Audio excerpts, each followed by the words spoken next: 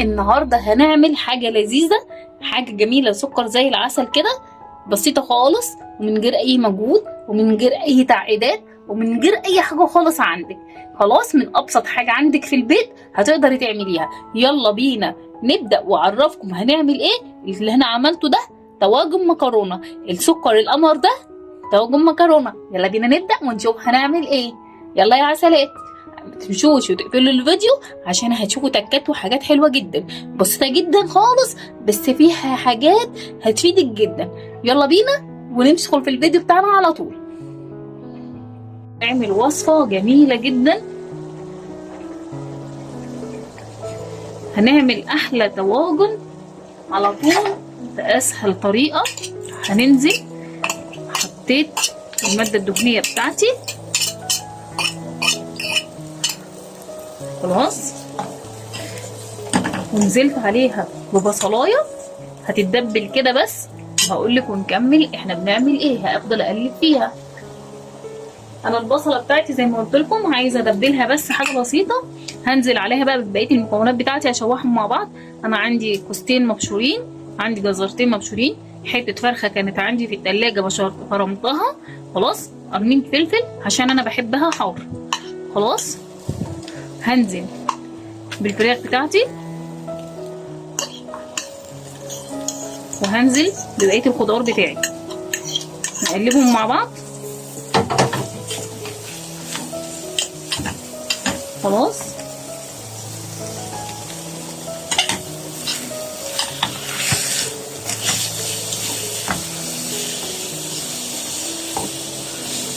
طب وهما بيتشوحوا كده هنزل بايه؟ هنزل بالتوابل بتاعتي. هحط ايه؟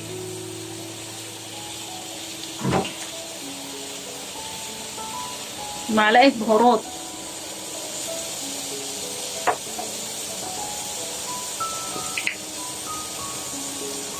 رشه فلفل اسمر،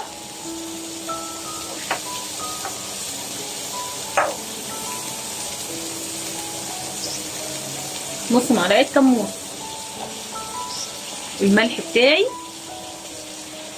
عايزه تحطي دجاج ماشي، عايزه تعملي كده خلاص تمام براحتك انت، دي حريه ترجع لك انت. نشوحهم بقى كلهم في بعضهم كده مع بعض ونكمل ونشوف هنعمل ايه. كده بعد ما الخلطه بتاعتي اتشوحت كويس جدا خلاص، هنزل عليها بمعلقتين من الطماطم المهروسه او المضروبه زي ما يكون عندك، حبه بصوت كده خالص، واسيبها تاخد غلوه كده مع نفسها.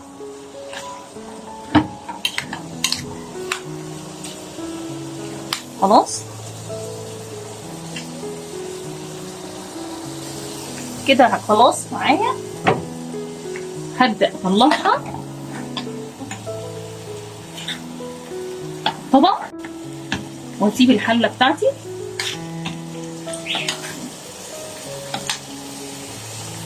نزلت هنا في مكان الحله بتاعتي زي ما هي بماده دهنيه خلاص، هي تسخن على طول، واروح نازله بالطماطم بتاعتي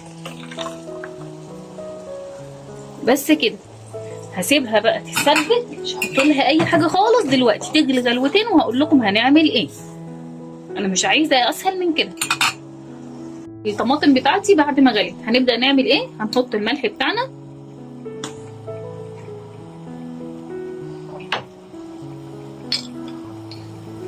هحط كمون، حطيت الملح والكمون، نحط كزبره، حبه بهارات،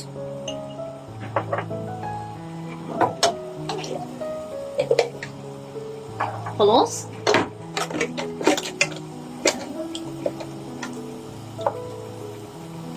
هحط معلقتين سكر. السكر هنا بيدي طعم جميل جدا في التغذيه بتاعتي.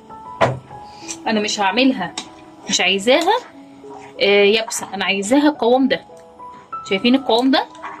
انا عايزاها كده خلاص نطفي بقى عليها وخليكم معايا. وكده انا حطيت الطواجن بتاعتي، حطيت فيها مكرونه ما بملاهاش كلها، شايفين انا سايبه فراغ علشان خاطر المكرونه بتاعتي تعمل ايه، تتنفس كده زي ما بيقولوا. خلاص هبدا انزل بالخلطه بتاعتي على وش الطواجن. خلاص هوزعها على كل الطواجن بتاعتي كده. انا رصيت فردت الخلطه بتاعتي اللي احنا عاملينها مع بعض. هنزل بقى بالطماطم بتاعتي على وشها. خلاص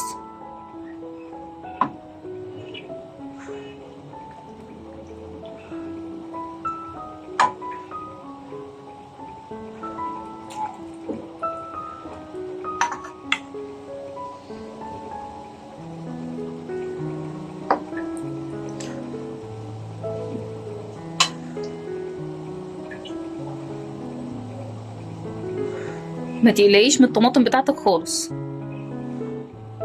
هعمل ايه، هبدأ ادخل لها هوا كده للمكرونه بتاعتي من الجنب. خلاص اهو الصلصه بتاعتي عملتها بقى سايله ليه، مش متسبكه جامد ليه، علشان كده عشان المكرونه بتاعتي تاخد الميه اللي في الصلصه بتاعتي وتستوي. طيب لو انا المكرونه بتاعتي وانا بقلب كده زي كده عاملاها سايله وبرده تحسي ان هي ما فيهاش ايه، شايفه ما فيهاش ايه سوائل، هعمل ايه، هكمل الاول اللي انا قلبته ده بالصلصه عشان اسويها. خلاص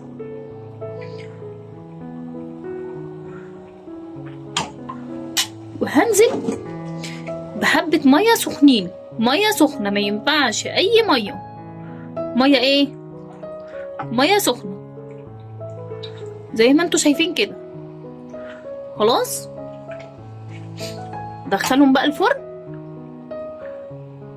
واطلعهم وافرجكم عليهم واوريهم لكم عاملين ازاي. خليكم معايا. خلصت المكرونه بتاعتي، يلا يا عسلات انزلوا بقى وطبقوا ورايا اللي معايا في الفيديو لحد هنا، ما يبخلش عليا بلايك جميل زيه. يلا بينا علشان نقدر نقدم كل جديد، ونقدر نقدم وصفات اقتصاديه، وصفات لذيذه، وصفات جميله فيها كل حاجه مفيده مغذيه وفي نفس الوقت تكون حاجه اقتصاديه.